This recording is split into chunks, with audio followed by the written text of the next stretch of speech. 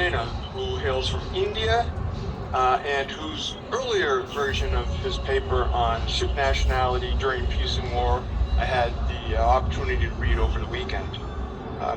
Previously, Mr. Rana worked with the Permanent Mission of India to the United Nations and the World Trade Organization and the International Law Commission.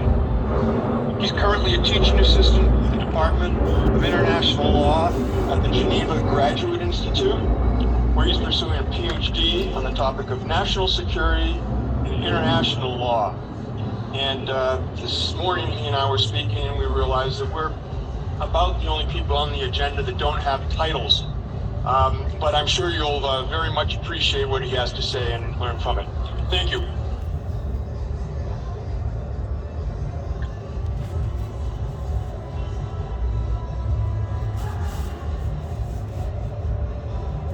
Thank you for those very kind words.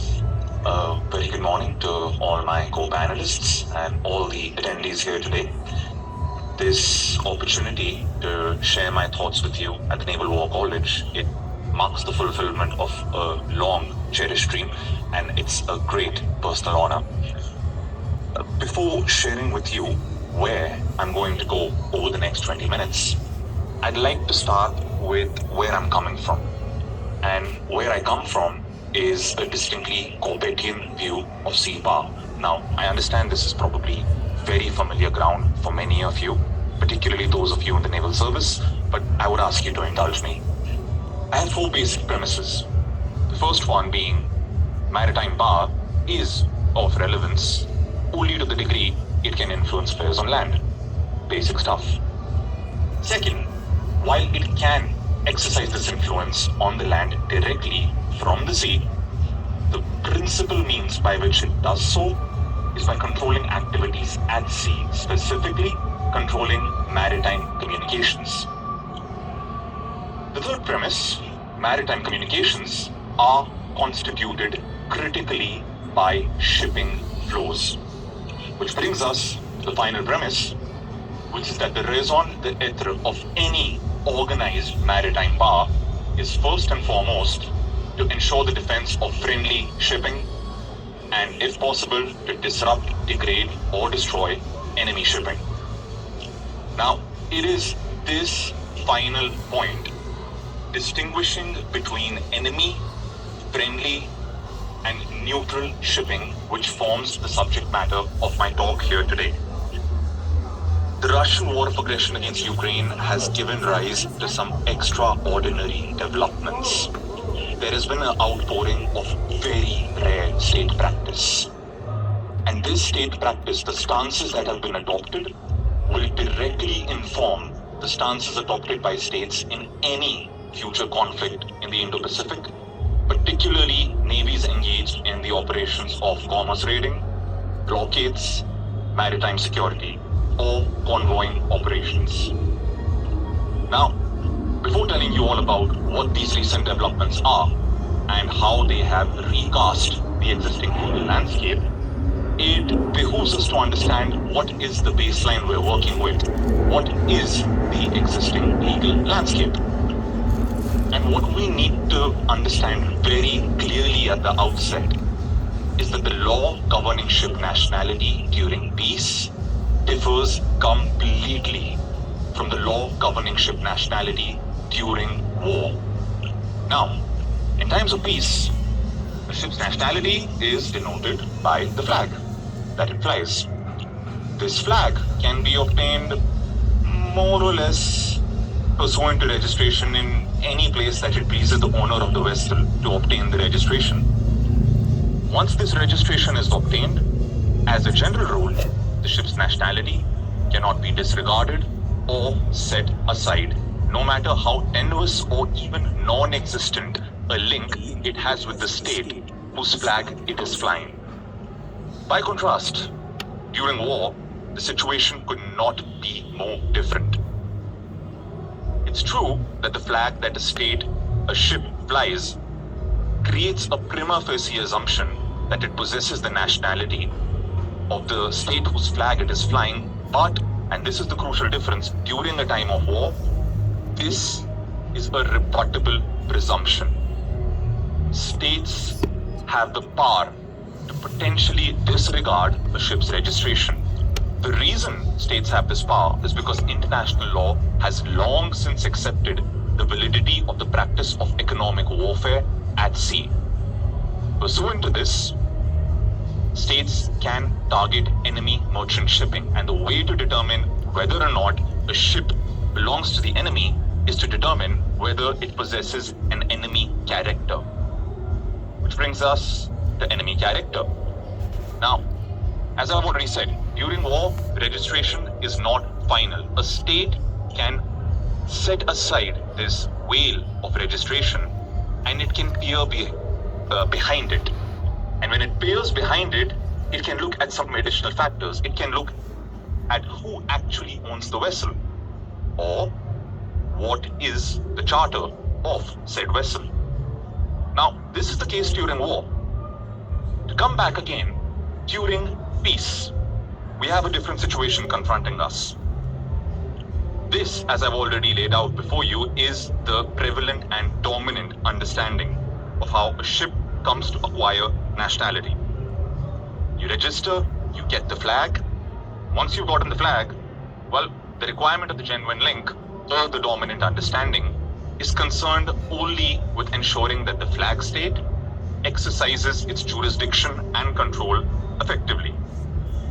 However, there exists an alternative interpretation.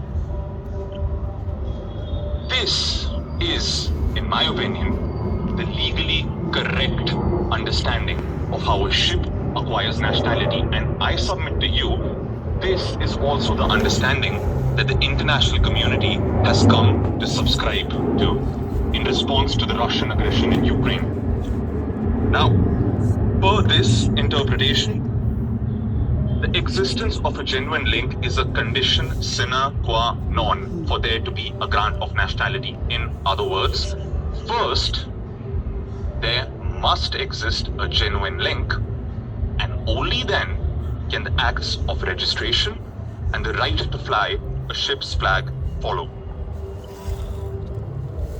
Now, you'll see this not so well done list of rows and columns before you, but here you've got 15 possible combinations. Now, under the existing law as it stands, a state can adopt measures only in 7 of these instances. These are the ones colored in green. If you look carefully, you'll notice what unifies them all is the existence of a foreign, presumably in this case, enemy flag. But if the alternative understanding of ship nationality that is now emerging is accepted, this list of situations expands dramatically from these 7, and as you can see, it leaves out pretty much nothing. Each of these combinations has at least one red. Now, let's at last get to these much parroted recent developments that have been going on and on about and understand what these are. Now, with the ongoing Russian aggression in Ukraine, most eyes are understandably transfixed on the hostilities happening on land. However, there have been critical developments out at sea. This war has seen a lot of threat state practice emerge with respect to blue humanitarian corridors, high seas freedoms, and also the law of blockades. Crucially, for purposes of this talk, a lot of states have promulgated laws seeking to ban Russian shipping from accessing their ports and or waters. The USA, United Kingdom, Canada, and the European Union have all enacted broad and general restrictions on Russian shipping. Now, the language that has been employed differs from state to state. While the language that has been used is not the same, they do have something in common. And what they have in common is that none of these measures are targeted at particular individuals or ships. They are ultimately all targeted at the Russian state. In targeting Russian shipping in this fashion, all of these states have demonstrated that they are willing to disregard a ship's registration. So this begs the question that a large segment of the international community, I wouldn't call this the majority of the international community, but it is an appreciable section, they have expressed their willingness to pierce the veil of a ship's registration. What legal authority is such a move rooted in? Well, I would submit to you there are three possible explanations. The first one, as we've already seen, the law of naval warfare. The law of naval warfare permits a belligerent to pierce a ship's veil of registration to determine if it possesses enemy character. But this is not available to us here. Why? At the time of the imposition of the bans, none of these former countries existed in a state of war with Russia. So that's out. Second possible explanation, a UNSC authorization. Now, theoretically, the UNSC could authorize an action that would otherwise be a violation of international law. Courts will be very loath to find that, but theoretically, they could do it. However, I think we know this is not really something that's happened. Russia possesses the power of veto, so this also goes out of the door. What are we left with? The Law of the Seas Convention. Now, we've already covered there are two possible understandings here. Now, if the thus far prevalent understanding of ship nationality is correct, registration, flag, genuine link, have no doubt the actions that have been undertaken in targeting Russian shipping are illegal. There's no bouncing around the bush on that one. But I submit to you, we have an alternative understanding. My apologies. Back here.